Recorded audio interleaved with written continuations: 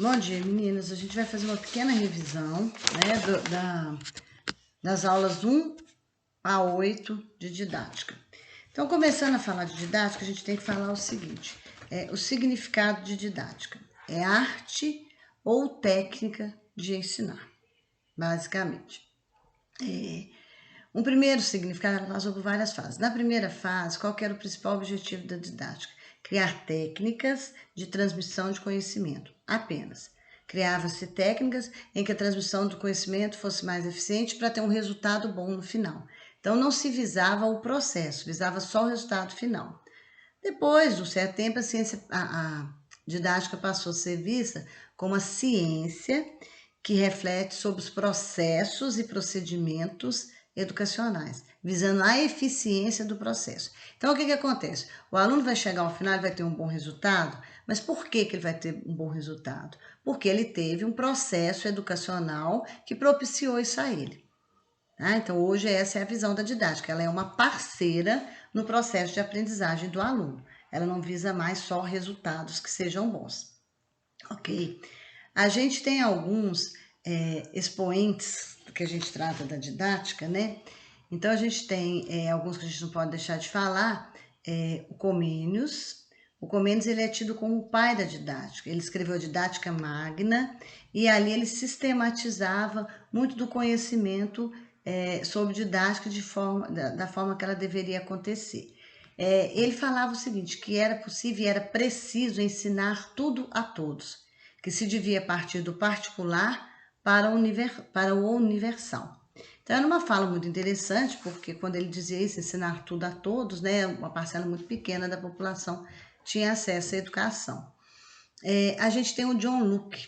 O John Locke também, ele dizia o seguinte, que era preciso uma educação do corpo, que era preciso educar o corpo.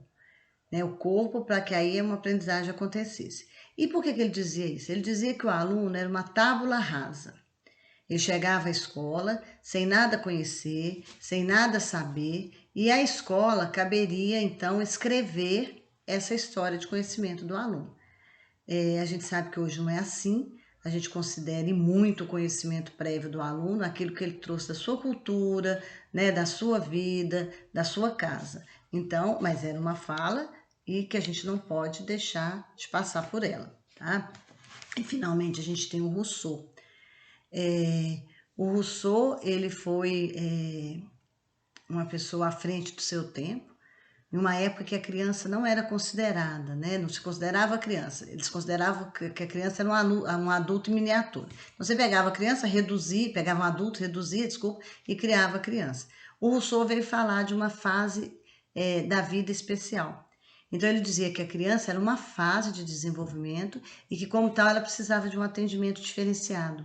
Ela precisava que o seu tempo de aprendizagem fosse respeitado. Né? A sua fase de aprendizagem fosse respeitada. E com isso ele pregava um ensino que fosse mais flexível, justamente para respeitar esse tempo da criança. Tá? A gente não pode deixar, quando fala em didática, de falar em planejamento. A palavra-chave da didática é planejamento. A gente planeja o tempo todo.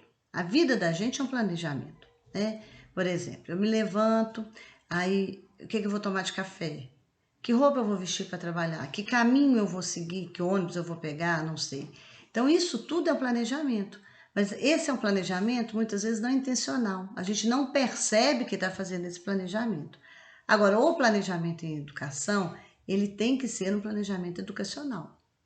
Um planejamento intencional, né? Educacional e intencional. Ele tem que vir carregado da minha intenção com relação ao meu aluno, aquele estudante.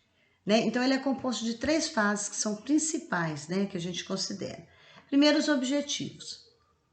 Qual que é o meu objetivo com relação àquela turma, aquele momento, aquela situação, né? O segundo, o conteúdo. Eu vou ter um objetivo com relação a esse conteúdo, né? Aonde eu quero chegar, o que eu quero que o meu aluno aprenda, o que é preciso que esse aluno garanta com relação a esse conteúdo. E, finalmente, a avaliação.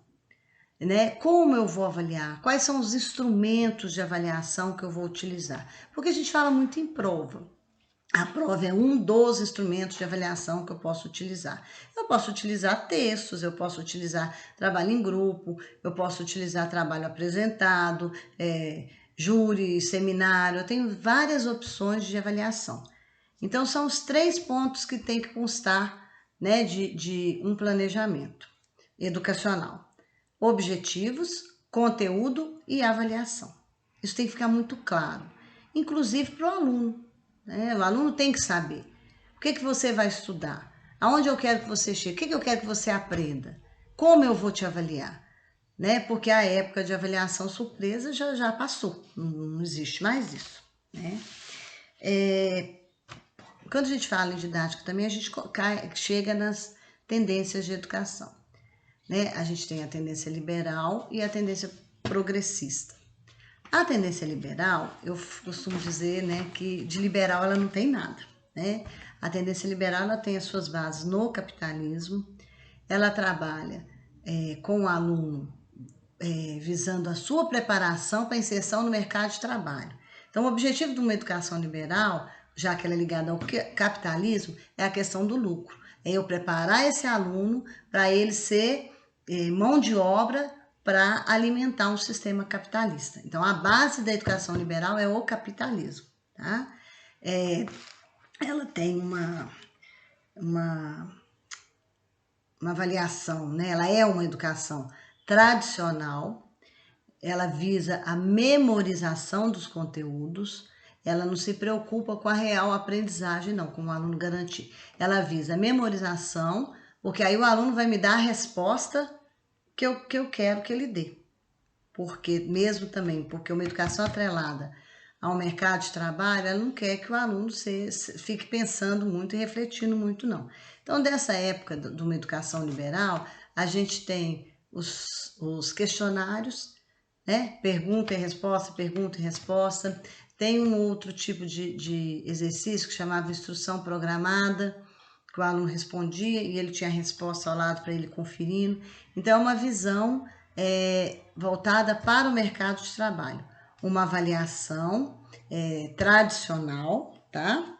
Que não privilegia o pensar, o refletir. É a memorização. O professor passa e o aluno responde e retorna daquela mesma forma.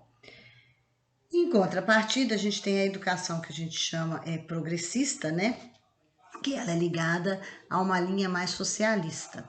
Então, ela pensa em levar o aluno a refletir sobre as questões, né? Sobre as questões da sua vida, sobre as questões do momento que ela está passando. Criar um aluno que seja crítico e que seja construtor da sua realidade, construtor da sua própria idade, tá? da sua própria história, me desculpe, né? Ela também é chamada de libertadora, e a gente tem um grande, a sua avaliação, ela é investigativa, ela leva o aluno, ela quer o aluno como sujeito ativo, ela é investigativa, se ela quer que o aluno seja consultor da sua história, ela trabalha no sentido de ser uma educação libertadora, de libertar o aluno das amarras do grupo dominante, segundo o pessoal, né? A gente tem um grande representante dessa educação libertadora, que é o Paulo Freire. O Paulo Freire, ele foi um grande educador brasileiro e que tinha uma visão muito específica sobre a educação. Ele criou um método de alfabetização de adultos, que é chamado através das palavras geradoras. E ele era pernambucano e ele usava esse método com os trabalhadores de cana, né? Ele usava as palavras que tinham sentido para os trabalhadores. Então, ele usava cana, foice, porque na época que ele criou o método, a cana ainda era colhida manualmente. E ele alfabetizou muitos adultos. E o Paulo Freire, ele pregava justamente isso. Ele era contra uma educação que fosse bancária. O que era uma educação bancária para ele? Aquela em que o aluno era simplesmente um repositor de conhecimento. O professor ia colocando conhecimento na cabeça do aluno, não permitia que ele refletisse, não permitia que ele pensasse sobre a sua vida, sobre a sua realidade. Então, ele era contra essa educação bancária. O Paulo Freire pregava o seguinte, que o aluno tinha que ser construtor da sua própria história, que a educação ela devia abrir os olhos do aluno para a situação que ele estava vivendo, de maneira que ele fosse capaz de mudá-la de alguma forma, tá? Ele pregava também, e é uma visão, de certa forma, de toda a educação progressista, né, libertadora, uma relação horizontal entre professor e aluno, porque numa educação tradicional, a relação entre professor e aluno a gente chama de vertical. Vertical porque vem de cima para baixo, né? O professor manda e o aluno simplesmente aceita e obedece. Para Paulo Freire, a educação ela era horizontal. Tanto o professor quanto o aluno aprendiam e ensinavam ao mesmo tempo.